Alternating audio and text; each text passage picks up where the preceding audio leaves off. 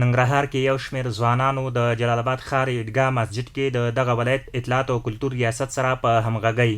د تېرې دوشنبې ورځې د ویجاړونکي طوفان له امله زیانمن شویو خلکو سره د مرستو ټولولو په پار صندوق کېښود. ځوانان وایي د صندوق له کېښودلو یې موخه د دوشنبې ورځې د زړه بوږنونکي او شدید طوفان له امله ځپل شویو هیوادوالو سره مرسته ده. د دوی په خبره هڅه به یې دا وي چې بهرمیشتي سوداګر او شتمن هیوادوال وهڅوي چې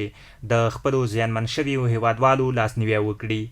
زموږ غوښتنه تقاضا او کوشش همدا ده چې شتمن هیوادوال سوداګر بهرمیشتي هیوادوال هغوی په جریان کې کو، هغوی د دغه هیوادوالو د درد ستونزو او مشکلاتو نه خبر کو او هغوی دې ته واداره کو چې له خپلو هیوادوالو سره مرسته وکړي، دوی له دغې ستونزمنو حالاتو څخه راوباسي، د دوی په درد باندې دوا شي، د دوی مشکلات درک کړي او خپلې مالي مرستې له دغه صندوق سره وکړي او دغه مرستې به بیا له هماغو اړمنو کورنیو سره په ډېر شفاف ډول ترسره کیږي کوم چې په تېرو طوفانونو سیلابونو کې زیانمن شوي دي. دغه ځوانان زیاتوي د بیړنیو پیښو په رامنځته کېدو سره د حکومت ترڅنګ نړیوالې موسسې او ولسونه باید لومړنۍ مرستې خلکو ته ورسوي.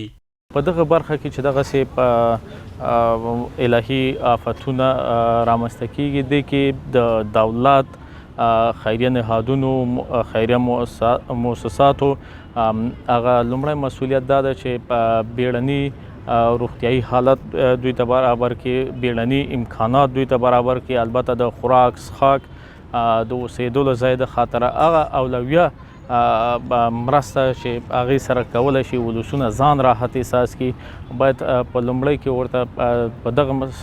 مسایلو باندې اقدام وشي. د تېرې دوشنبې ورځې ویجاړونکي او شدید طوفان د ننګرهار بېلابېلې سیمې وځپلې چې د قربانیانو کورنیو سره د امیر المؤمنین حفظه الله په ځانګړي حکم 13 ورځ د پیښو سره د چمتووالي ملي ادارې له لوري نغدي مرسته ترسره شوه.